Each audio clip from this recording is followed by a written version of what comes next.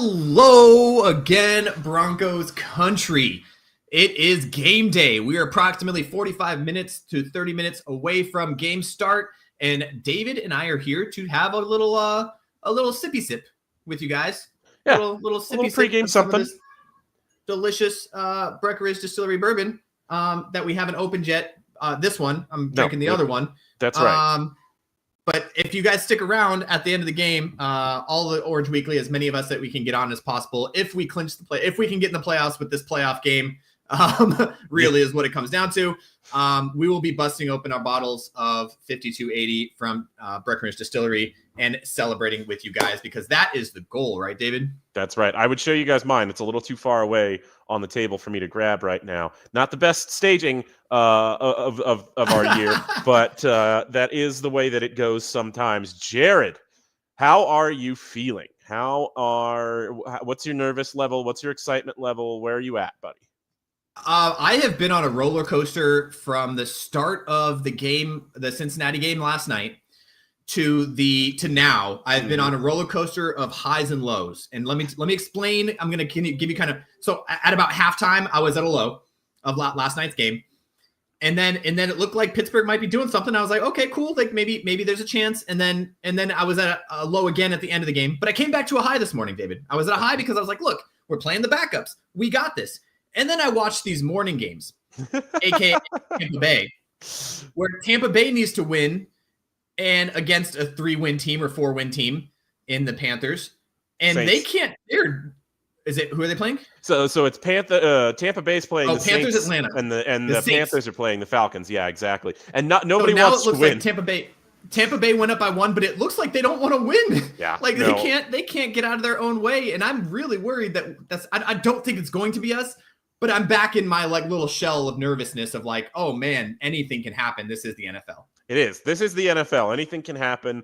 I don't want anybody to fall into the trap of, oh man, we've got all of these Chiefs players out, right? It's going to be a cakewalk for the Broncos. Right. No, the Broncos players have talked about it all week. The people that they're going to be playing against are still NFL players who are trying to make their case to start somewhere. Like, they're second stringers on the Chiefs, but they want to go out and play more time either with the Chiefs or somebody else if they get the opportunity, and they want to put something on tape today. And so that means they are going to be playing just as hard as the starters would be, and it is not going to be any kind of a cakewalk for this Broncos team. That being said, Jared, I'm still pretty confident. I'm excited. I'm not confident. I'm excited. I'm not confident. And join us back here on, obviously first make sure you follow and subscribe, and then join us back here at halftime where you'll see the other side of us, depending on how the first half of this game goes. Yeah. And maybe we'll be a little bit more excited or maybe not. Worse. And we'll see, or much worse. Yeah. But I think that the Broncos can do it. I think our starters are there. I mean, again, this is a team against their starters in Kansas City, only lost by a blocked field goal. I think that we have it. I think our team wants this just as much as we do as fans. I don't think there's a question there. Let's talk a little bit about matchups here. So it looks like maybe DeAndre Hopkins might be playing because he has some incentives to go for. Do we match up Surtain versus DeAndre Hopkins to kind of get us that extra, not knowing that a couple of their other receivers like Hollywood Brown probably aren't going to play? I mean, I feel like we will see Surtain on Hopkins a majority of the time. However, the Broncos just have not had Surtain follow one receiver through the whole game at any point this season. And there's just been a couple times where he shadows a little bit, but not the whole game. Right. Yeah. And I don't think they're going to start today. I think they're going to keep doing what they're doing. Jared, I want to check in with you on your outfit here real quick, because it's not that I don't love the shirt. I do. But what we're going to need to, you've got the hat, and the hat has the throwback logo, and that's perfect. But today, of all days, and the fridge, obviously the fridge, we've got no complaints about the fridge.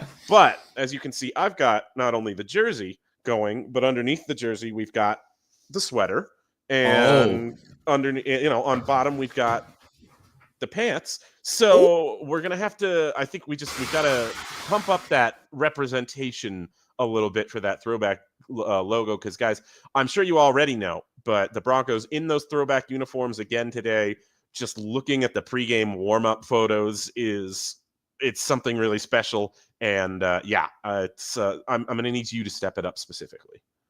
Yeah, that's 100% my fault. I didn't think about it, and I know that you're excited for this. And I at some point, I probably will end up getting that jersey, specifically that Patrick Surtain throwback jersey, because man, I love it. It's so clean. Yeah, it is. It looks real good. First of all, hi to all of our viewers. Thank you so much. Italian always supported Denver Broncos. DeBoni, I'm just going to say your last name because the rest of it, can you pronounce? No, I okay, don't cool. want to try and hurt this wonderful fan's feelings. Thank you so much for joining us today all the way Appreciate from Italy. you. And as always, go Broncos. Allison says... Michael Anthony Gian. Allison says throwback uniforms are her favorite. Yep, absolutely. And it's hard not to love them, Allison. I'm glad that they didn't go with them full time because I think it would be a little bit less special. And Andrew, no, the pajama pants were easy to get on, and we started 15 minutes late. Well, we're drunks. I don't know what to tell you. It's my fault. Let's just go ahead and blame Jared on this one. Late as always. Absolutely.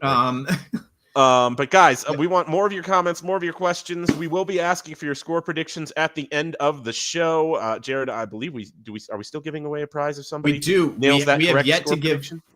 Yeah, we've only given once in the 9 years that Orange Weekly has been around a prize for guessing the score prediction exactly right. Again, you have to pick the Broncos to win.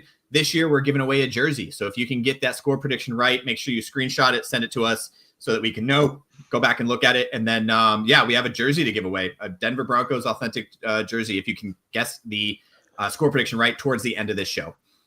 Yeah, absolutely right.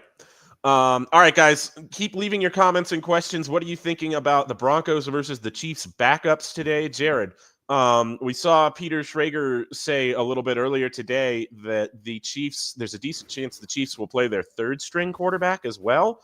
I'm not even entirely sure who that is. I've forgotten the name, but we might not see Carson Wentz all day. What do you feel that Andy Reid is looking for from his team in this game? Is it really more of a question of just, I want to see what I've got down the roster here today? Yeah, it's 100%. Let's see what we have on the roster. It's going to help him in the offseason a little bit, give him an idea of who's going to stay, who's going to go, and what he has in his backups, really. And like you said at the beginning of the show, it's just a chance for them to show either that they have a spot on this team as a backup or, a good second to an injury or something, but also for other teams. If they do get let go or whatever, they have some sort of film in an NFL game, a meaningful NFL game, not for nothing, right? It's not like they're playing another team that's resting starters. It's not like it's a preseason game. They're playing against number ones that have something to play for. So they're going out to show that they have what it takes. And sometimes that could be a little dangerous and a little scary, especially, some of these backup quarterbacks. That third string quarterback I'm more afraid of than Carson Wentz, to be honest. You never know, right? It's that unknown quantity that you're going in with. It's kind of like seeing Patrick Mahomes come in for Alex Smith in his first career start in like 2018 or whatever that was, and just school the Broncos that day. But you know what, Jared? Let's talk about this Broncos team because, man, I think it's different. And I want to talk about Bo Nix specifically here because I just don't think this moment is going to be too big for him. I really think he's going to handle it the same way that he's handled other big games this year. I think he's going to handle it with aplomb. I think he's going to go out there and play his game, and I think he's going to be able to execute today. How are you feeling about that? Yeah, I hope so. There's been a couple times I was just talking to a friend of mine about this where at one point he was in the running for offensive rookie of the year. And then there was a couple of games in there that it was a backslide. There was a few interceptions here towards the end of the season that he's and I think what that comes down to is him feeling a little bit more comfortable throwing the ball. And a little bit maybe overconfident. A couple of them not his fault. A couple of them definitely his fault. But I think he's just going to come out and play his game. You're going to see a lot of throws probably to Courtland Sutton, honestly, trying to get, we were talking about, is he a team player? Is he going to get Courtland Sutton his kicker, I guess, at the end of the season? And I think that's going to happen. You're going to see Courtland Sutton get targeted a lot in this game. You're going to make him a number one receiver on his first read on a lot of plays and get him his extra money. Yeah, absolutely right. I think you're 100% there. What do you think I want to talk a little bit about the emergence of Marvin Mims down the stretch here. I don't remember how many of the last, 6 weeks or so. He's had like over 400 receiving yards after having so few catches in the first part of the season. I'm really interested on your take as to what they what you think his role in the offense is going to be going, not just today, but going forward, and, having come out of Sean Payton's doghouse a little bit, it seems like. Yeah, and I don't know if it was his doghouse or if they just didn't find a way to Right. get him involved as much as they wanted to. There was a lot at the beginning of the season before the injury to Josh Reynolds where they were trying to get Josh Reynolds involved a little bit more as an offseason acquisition. That just didn't work out for us. And you saw what he could do in game time. And I don't know if there's something going on in practice, whatever, but I like him in this kind of like Joker type slot receiver role. He's taken over that spot where we thought Jerry Jeudy was going to be the guy in that slot role. And I love that we're using him there. You saw him get two big touchdowns last week. And then that big one right before overtime to put us into overtime where it was a contested catch against two DBs. Those are the kind of plays you want to see from him because that's on film. You don't get to see that a lot. You're not seeing him going up for 50-50 balls, right? It's either the deep ball or something real short. So I like what we're doing with him. I'd like to see him get a little bit more involved in the medium game, right? The 10 to 15 yard downfield throws, see what he can do in open field. But I think the big point is, and that's why he's a Pro Bowler in the return game too, is because if he's in open field, he's a dangerous weapon. And that's what they've been trying to do on these screens. That's what they're trying to do on these sweeps, trying to get him in open field one-on-one with another player to be able to break a tackle and get upfield because he's got just tremendous top speed. And you saw it again last week with that over the middle throw, just amazing top speed to be able to split the safeties on that. So I'm excited for him. I'm excited to see what he goes down to. I do believe he's our number 2 receiver on this team right now. And I think that's what you're going to see next year too. Yeah. Okay. I love that. Now, Jared, I want to get up on my soapbox just a little bit here because we've got people talking about the Bengals in the comments and winning yesterday in Pittsburgh. And I want to say this just in general about this idea of do the Broncos deserve to make the playoffs? Did they play enough winning or did they win against enough winning teams to get into the playoffs? This is what I think about it, because there's also this self-hating part of Broncos country, it feels like, that's like, oh, the Bengals deserve to get in because their offense is so good. Oh, if the Bengals deserved to get in, they would have beaten the Patriots in week 1, and we wouldn't be having the conversation the way we're having it, guys. If the Broncos win 10 games, they get to go to the playoffs. That's, I think, growing up, that's always kind of been the yardstick. You win 10 games, you're in. Right. And even when they went to 17 games, I'm with that. I will say I don't want them to have gone into this week with Cincinnati having lost last night. And I didn't want that mindset of, oh, well, if the Dolphins lose today, it really doesn't matter if we win or lose against the Chiefs backups. No, go win a game. Go in a game. Go earn yourself into the playoffs, but I don't want to hear any talk about how, oh, the Broncos don't deserve it because the Bengals, or the Broncos don't deserve it because they didn't beat enough good teams, etc. You know what I'm saying? And here's what I'll say too, and I think this is kind of an echo, nothing against the comments on here, but like it's kind of an echo of what the national media is saying. And I hate it. I hate listening to some of these national correspondents talking about how the Broncos don't deserve to be there, that we're going to be the worst playoff team to get absolutely demolished. Like, we've only got actually demolished in one game this year. Every other game has been a very close game. There's not been a game that we've not been in other than the Ravens game halfway through the season. Yeah. Other than that, like we are a competitor and people are not holding us to that. Like, they don't think that we are. Now, if we win this, we'll probably go against Buffalo in January, which is going to be a rough game. But I think, again, this is the NFL and anything can happen. Yes, they have a tremendous quarterback and a tremendous offense out there. But I think that our team can keep us in the game, and I think our coach can keep us in the game for as long as we need to be. Hell, and then it comes down to who makes the plays at the end. Yeah. You know what I mean? Like, who can make the play down the stretch. We have a young team, which is what we talked about on Tuesday's show. We have a young team, and it showed in that Cincinnati game. We had a couple opportunities that were given to us, and we just couldn't take advantage of it. We have a young team that are still trying to find out what they need to do to be able to win big games at the end. And that's okay. It's still fine. But here we are. And if we win and we beat the backups, then we win and we beat the backups and we're in the playoffs. It doesn't matter. Win more games during the season.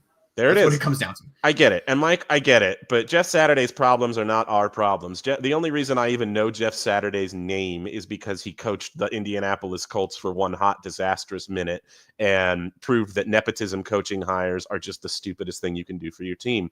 SGA, welcome so much. Thank you so much for the compliments. Another member of Team puffball sounds to me like, Jared. But we'll talk about that in a little bit. Yeah. What do you think are your keys for this Broncos defense today against, Olodokun and Wentz, depending on how much either plays? Yeah, I mean, it's going to come down to pressures. I think if I'm not mistaken, we still lead the league in sacks. And I think we need to keep that up with their backup. I think they have a backup left tackle playing. I think their center is backup center playing. And so we need to be able to get the pressures. And I think a lot of that comes down to, we need a big bounce back game. It's been a couple games that we haven't heard from, Nick Bonito, our edge players, or Nick Bonito. Yeah. Or Cooper, for that matter. I think either one of them need to get into this game a little bit more and get some big takedowns. Zach Allen was playing pretty well last week. Really I think he's another big guy in the middle, especially against that interior that's going to be backups. And I think that's what's going to happen. I think you're going to see him get a few, at least pressure Wentz to get out of the pocket, because that middle is huge. If that middle blows up, that pocket's not there. Absolutely. So it's going to make him have to get out of the pocket. It's going to give opportunities for Nick Bonito and Cooper to be able to get the sack. And you brought up Allen, and that's a great transition to this question from Allison that I didn't want to get lost because it's a really good one. Allen, by far, is the Broncos' biggest Pro Bowl snub to me. I think he had more quarterback hits than any player in like the last 5 years or something like that. I don't know. I saw a stat earlier on him today from James Palmer that made me go, wow, that's incredible. And he didn't even, he's just not that household name, So I think that he's definitely, for me, the one who's going to end up being the biggest snub. And frankly, guys, I would not be surprised to see Bo Nix at the Pro Bowl games this year. I think he's fourth alternate in the AFC. And with the number of quarterbacks that drop out of that thing every single year, I'd be shocked right now if we didn't see Bo Nix in the Pro Bowl games this year. Yeah, that's possible. Looking at who the quarterbacks that did get put in there, one of those is going to the Super Bowl. So right, yeah, I have a feeling that. Let's see, it is Burrow, Jackson, and Mahomes, Josh Allen, right? Joe Burrow. So Joe Burrow won't be, obviously, but Josh Allen and Lamar Jackson. Yep. So one of those two teams is very high chance they're going to the Super Bowl, and then you might see Bo Nix as a rookie making it to the playoffs, or to the Pro Bowl, which I think is really good. But on your point on the interior defense lineman, it's kind of hard, man. Like, I love Zach Allen, but these names: Cam Hayward from Pitt, Chris Jones from the Chiefs, obviously not playing in this game, and then I'm going to mess this up. Madubuike. I forgot. Justin Madubuike. Yeah. He's having a great season too. All three of those guys are having great seasons. So how do you throw Zach Allen in there? It's kind of hard. I get it. It's a Pro Bowl, right? How it works out. But yeah, he's having an amazing year. Love the fact that Pat Surtain got in. Love the fact that Nick Bonito got in. That was well-deserved, especially when you're talking about Nick Bonito at the beginning of the season. Nobody knew who he was.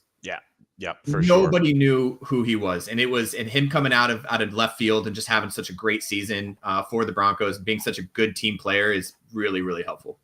Absolutely. Unofficial Coloradan, welcome. Thank you so much for watching. If you're not subscribed yet, make sure you like and subscribe to us on YouTube. We love that. We appreciate that. We love you so much for tuning in. Jared, we have not said the word Pat Surtain, the name Pat Surtain, at all in this podcast, but he has he's the betting favorite to win Defensive Player of the Year. TJ Watt finished his last night's game without a sack again. And I think as long as Surtain plays his game again, I think if he gets an interception today, he seals up the award. But even if he doesn't, I think he's got a really, really good chance to wrap that thing up. That's amazing. And that's crazy too. I was talking about this with a friend. Corner, it's very hard to be Defensive Player of the Year as a corner because the stats normally aren't there. When you're talking about I think there's only 6 in history. He would be the 7th in history if he won it. And it's because you look at teams like, look at the Bengals game, right? They threw to his side like 3 times. Yeah. Right. And that might be an exaggeration, but still, like when you're playing teams that just purposely do not throw the ball to his side, you know that there's a thing there, but that doesn't show up on the stat sheet. That doesn't show up on people's Excel spreadsheets when they're looking at the end of the season. It's not like you have X amount of sacks or X amount of pressures or whatever the case is. That's why the edge rushers usually end up winning Defensive Player of the Year. So it's kind of cool to see him being a betting favorite. But you're right. I think an interception in this game, or even like a couple pass breakups, it really will seal the deal for him. I do think so. Yeah, absolutely. Guys, just around the league, some interesting tidbits. The New England Patriots had the chance to win the number 1 overall pick today by losing to the Buffalo Bills. They could not manage to do that. They have just beaten the Buffalo Bills 23-16. So I don't know who wins the number 1 overall pick now, but it might not be the Patriots. Atlanta driving on Carolina within Down inside 7. the 10. Yeah, down 7, but inside the Carolina 10-yard line with 1:19 to go. Tampa Bay up a point with the ball back, 2 minutes to go in that one over New Orleans. Lots of stupid playoff stuff going on today, Jared, and you were saying that made you a little bit nervous. It is. Yeah, it's real interesting. Well, and it's funny. I was watching Red Zone before it came on here, and they're showing who the passing leaders are this week. And I like the top 5 passing leaders. I don't even know 2 of the quarterbacks on there. Some of these guys that are getting a shot in week 18 is kind of cool. Like, it's kind of good to see them coming out and playing well. But yeah, New England beating Buffalo, that's funny to me.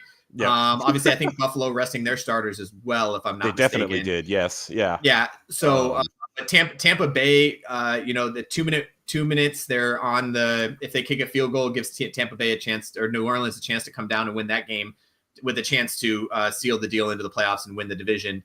Like you said, Atlanta, like these games, and that Atlanta Carolina game, it's 38-31. Yeah. Shootout all day. That's insane. And give it to Michael Penix. I know it's Carolina, but Michael Penix is playing very well, and I kind of like him. I think he's going to be a good quarterback in this league, and I think he's gotten some time to sit down for a little bit, and he's starting to step up as a good quarterback, and I like it a lot. This draft class has the chance to be historically good if all the players in it stay on the trajectory that they're on right now, and even if JJ McCarthy doesn't turn out to be a really, really good quarterback, and he played really well in the preseason before he got hurt for the Vikings. If all 6 quarterbacks who went in the top 12 picks this year pan out, that's a historically good class. And as Atlanta has scored a touchdown now and is ready to kick the extra point to tie it all up, that insane games. Amazing. Today. I just missed the Washington Cowboys score. Green Bay 2nd and 5 on Dallas. Dallas is 5. They're down. They need a touchdown. 6 seconds left in the game. And Green Bay just lost to officially just wrapped up that game against Chicago. Green Bay loses. Green Bay lost their number 1 wide receiver and their quarterback in that game, starting both of them with not really much to play for. They decided to start their players, which gives Kansas City a little bit of it's the right call to start your backups, because they're going to be hobbling into the playoffs with that game, which is crazy to me. But really interesting to see how that goes. And I think they said I've heard a couple of places that Love's injury is more like a funny bone, like he just hit his funny bone, and they decided that's enough. We're not messing around with this anymore. But yeah, Christian Watson going out could be really, really big for them. They were trying to play and lock up that 6th seed, which now if Washington, I think is Washington since Green Bay loses. But yeah, really, really interesting to see how that's all unfolding. And yeah, like you said, validates Kansas City's decision to sit down most of their starters for this Broncos game, knowing that they're going to get that first round bye also. Regardless. Regardless, they're going to get that first round bye. So that's where we're sitting, and I'm okay with it. Obviously, there's a lot of people in the NFL are like, I can't believe they have to play this, blah, blah, blah, whatever. Yeah, we talked enough about that. Hey, let's get back to this. Michael Bay says, we talked about this already. I want Cortland to get his bonus. Yeah, I agree. I think that you're going to see him getting targeted a lot. I think there's a big piece of this where, like I said, Bo Nix is a team player. He wants him to get it just as much as anybody else, and I think he deserves it. So I definitely want to see that as well. Let's see. Frank, earlier he said friends call him Frank, so we're going to call him Frank here. What do you think about refereeing and challenges in the last mass thing? I don't know. I'm not going to say about the referees, but I will say about I disappeared on me. What I will say about this one is not so much about the refereeing, but our penalties. Some of our penalties seem to be coming at just really bad times. Obviously, holding penalties on the offensive line just really ruin a lot of things for the Denver Broncos with what we're trying to do and move forward in the on the offense and keep on track. But ultimately, like the defensive penalties that we took, specifically, I'm thinking not so much against Cincinnati, but the week before against the Chargers, we took some really dumb penalties that probably, should it have been called? Maybe not, right? It's kind of up to who's on the field and how fast the game is, but also we shouldn't be doing some of that stuff. And if we can if we can shore up some of those penalties, especially at those inopportune times when they're driving down the field, then I think we'll be a lot better. And I think now that our defense is back to being full and healthy, I think that we're going to have a good chance of doing that. But I won't say anything about the refereeing, but I will say there are some times that we have just made some stupid plays. Yeah, absolutely. There's a couple of roughing the passer calls on, plays where quarterbacks were sliding, and especially that Chargers game. I know there was a little bit of discussion in our group chat about whether that should have been a penalty or not. But frankly, right, I get it. Like, they're always going to throw the flag if you hit a quarterback while he's sliding. And guys, Bo Nix weaponizes the slide just as much as every other quarterback in the NFL. I want to make that very clear. He knows full well, just like everybody else, just like everybody else. He does it. He actually does a little bit of a different thing. He kind of does his own thing where he does, like, he slides and he doesn't like do a fake slide, but he always like hops into his slide. So he's going to get like an extra 2 or 3 yards on the momentum there. Everybody's got their own little way of manipulating that. That's all I'm trying to say. And, most of the time, especially if you're talking about a quarterback like Justin Herbert, you're going to get a call if you hit that guy. So that's just the way it is. The defense has to know that. And, part of it, though, is, Jared, it's just this defense is aggressive. And we see that. And there have been times this year where they've paid for that aggression, specifically in big quarterback runs. Like, there's a lot of times where it's all covered up on the backside, but the pass rush has just been been moved past the quarterback, and there's just a void that the quarterback runs into. And, I get it. If you're a defender, you want to get him down on the ground in those scenarios as quickly as possible, but it's just, you're going to have to let him get that extra yard going into his slide sometimes. You're going to end up giving him an extra 15. Yeah. Yeah. I do want to say this. I'm going to hit a couple of comments, and I got a little soapbox to go on. First of all, Happy New Year. Yep. Must win. Thanks, Ma. Appreciate you. Go Broncos. Let's see. Tennessee Titans with the number 1 overall pick, it looks like. Okay. So Tennessee Titans are going to get the number 1 overall pick. That'll be an interesting how we go into the draft as we talk about that afterwards. Sure. Anthony coming with the Believe. Clayton with the smash that like button and share, guys. Hey, Clayton, how's it going? Game on the line. Absolutely. It's bow time, baby. Here's what I'm going to get on a little bit of a soapbox, which I kind of like. I didn't want to be in this position. Don't think that's what I'm saying here. But I kind of like the fact that this is a playoff game without being a playoff game. Mm-hmm. It's the pressure of a playoff game of win or go home. But the mistakes, if we do make small mistakes, they're not going to be as big as they would in a playoff game, right? Maybe next week. So it gives our opportunity for our young guys to really get that playoff pressure without having as much of the playoff pressure, if that makes sense, right? And the chance to still win the game. So I kind of like it for this young team to be able to go out there and be like, hey, this is a playoff game. Yeah. Right. We win it, and we win or we go home, and we move on to next week or we go home, and we got to go out there and play our game. And if we can see some of these young guys step up in big times like this, it shows us what our future looks like, and it shows us what we're ready for next week. And now we have an extra game of that playoff mentality under our belt to be able to get that experience. So I kind of like it. And moving forward, obviously, I'm still nervous about this game. Still nervous. We got about 15 minutes till kickoff, 12 minutes till kickoff. So it's going to be a lot. But I think that Bo Nix, specifically Bo Nix, wide receivers like Bailey, even Estime, some of these really, really young guys out there playing, it's going to be a big time game for them. And it's a good experience builder for them going into next week and going into next season and the future. Yeah, absolutely. And it's so interesting, right? We heard Sean Payton talk about this draft class as maybe one of his his foundational one, like the same as that, whichever draft class, I think 2017 for the Saints, where they got Cam Jordan and Alvin Kamara and all those other players in the same draft. And it's going to be really fascinating to see if any of those guys stand out today. If we see like Jonah Ellis come up with a big sack, or if we see Audric Estime chew up some big yardage, it's just going to be really crucial to see those guys develop, not just today, but over the course of the next few seasons.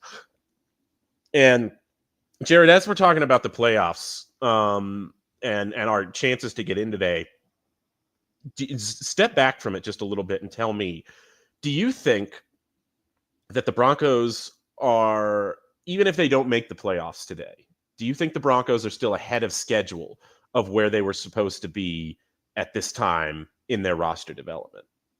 Yeah, absolutely. I mean, that's without a doubt. I mean, we had a lot of really bad decisions in the last 3 or 4 years, specifically with the Russ, a couple of bad draft classes a few years ago. That's kind of like fizzled out now. And we're in our rebuilding stage. And this was year one of that rebuilding stage. And the fact that we're even talking about playoffs, and we've been talking about playoffs for the last 3 weeks is a testament to this Broncos team and where we're going. Again, other than our, 3 Pro Bowlers and a rookie quarterback, there's not a lot of guys, maybe Garrett Bowles on the offensive line. There's not a lot of guys on this team that you're like, oh yeah, that's the guy that's going to take you to lead this team. It's a team game.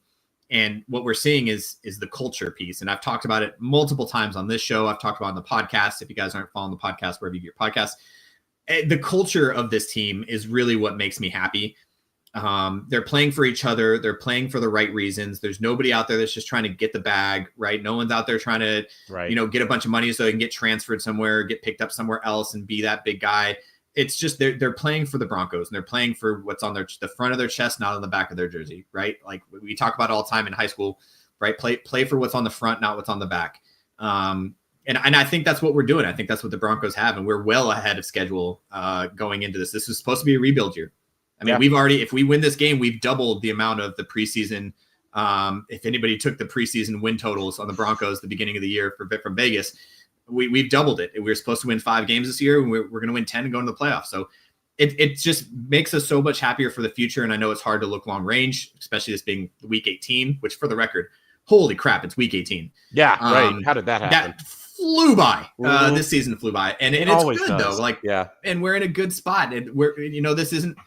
We didn't shorten this episode because, we didn't want to talk about the Broncos. We shortened it because we know what we're going to see and where we're going to go, as opposed to the last 8 years, especially here at Orange Weekly at Bourbon Broncos and OBS. We've been at week 18. Like, what are we looking at the draft? Where are we looking at for, off-season acquisitions? Who's getting fired?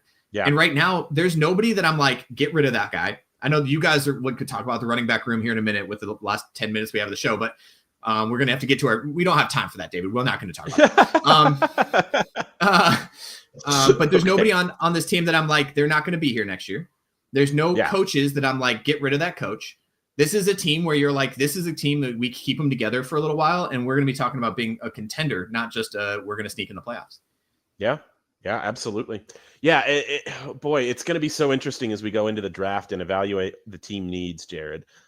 Going ahead, because we can skip the running back conversation if you want to, but I have always been a big believer in just building your team inside out, right? Starting with the offensive and defensive lines. Now that you have the quarterback, especially figure out, it seems I think, and we can look at those position groups right now and say, yeah, at this point, those are really good, really set position groups. It seems like on this team.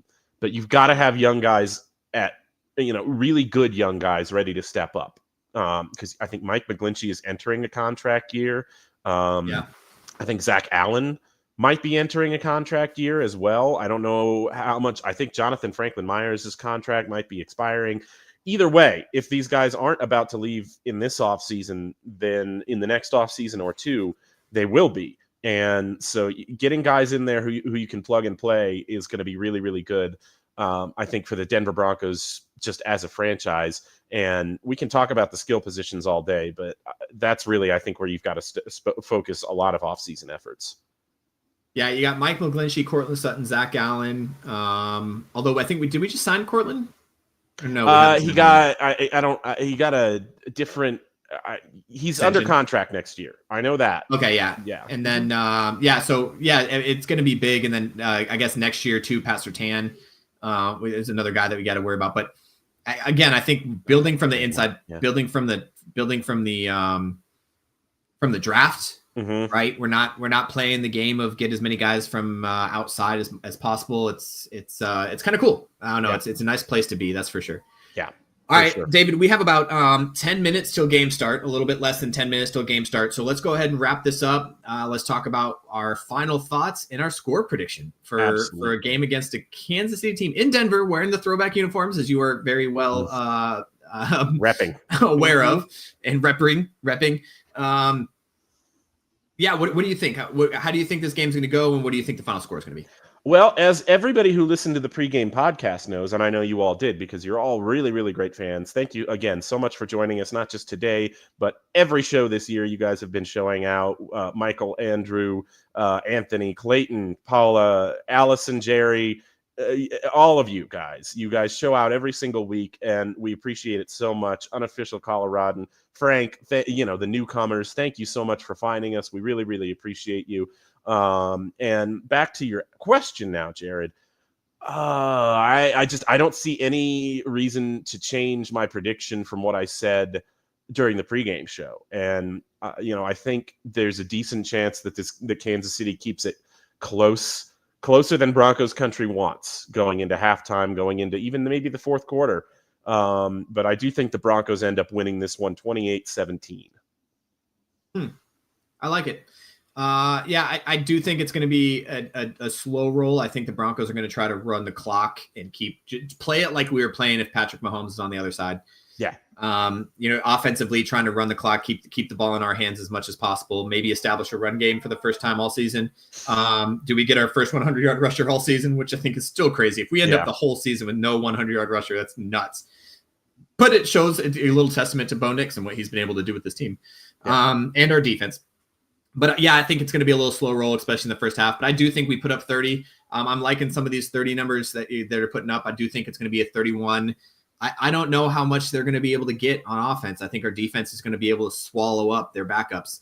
And that's the biggest piece of this. And even Kansas City's offense alone, even with Travis Kelce and Pat Mahomes and DeAndre Hopkins, like they haven't been stellar. Yeah. Right. They haven't been putting up huge games. So we held them to 16 points in Kansas City with all their starters in. We held them to 16 points. Yeah. Yeah, exactly. With those top guys out, I just don't see them putting up a lot of points. I think that this game is handed. We have this in hand, and I think we win it. I'll say 31-16. I think they get a touchdown, a couple field goals, but 31-16 is the final. I love it. All right, guys. Thank you. Bring up some of your guys's. Let's see. Allison says 35-21. Also thinks we hand it. Mom says 27-20. Thinks it's a little closer than we do. Let's see. Jerry 31-28. Unofficial Coloradan 31-17. And there's a couple from earlier as well. So thank you guys for posting those. Make sure that if you guys get that score prediction right, screenshot it, send to us. We'll send you a jersey on us. If you get it right and the Broncos win. Also, real quick pluggables, make sure you guys are following us on your favorite podcast listening device, iTunes, Spotify, Google Play, wherever it is, Bourbon Broncos, no BS. We are there twice a week during the season, and then off season, we'll do a couple special episodes, just kind of talk about off season acquisitions, coaches, moving of quarterbacks, stuff like that. And then we have our fan appreciation show. So keep an eye out for the fan appreciation show after the season, after everything's said and done. We have our fan appreciation show. We give away a bunch of prizes. We talk to you guys, just have a couple drinks, enjoy the fact that we, hopefully made the playoffs in the first time. And then also don't forget, we're here at halftime. So make sure when you're picking up your phone at halftime, and instead of listening to the commentators, you listen to the original halftime show live here on Facebook, YouTube, Instagram, wherever else we are right now, Twitter. And then also if we win, don't forget, Jared, if we win, we're busting open these bottles. All right. So we've been holding up these bottles. We love Breckenridge Distillery. We love the original Broncos Country Blend. It's a limited release from Breckenridge Distillery. We're going to bust open these bottles. I don't know which one I'm going to use yet. Maybe we'll put it up to a van. I got one here, and then I got a blue one back there. I don't know which one I'm going to open up yet. But we're going to open them up, and we're going to celebrate with y'all, because that's what – even if you show up if you want, talk to us. I'd love it. But either way, we're going to be here celebrating and enjoying the first time since Orange Weekly has been around. If we can actually make the playoffs on a season that we are supposed to be in a rebuilding year. It's just amazing. It feels good. I'm happy. And I hope we could bust that open and get a nice little couple glasses of whiskey and talk to you guys about the exciting time that we are in as Broncos country. So, absolutely. All right. Game's getting ready to kick off, David. Love you guys. Appreciate you joining us. Without anything else, we'll see you here at halftime. We love you. And as always, we end it with a very strong Go Broncos. Broncos.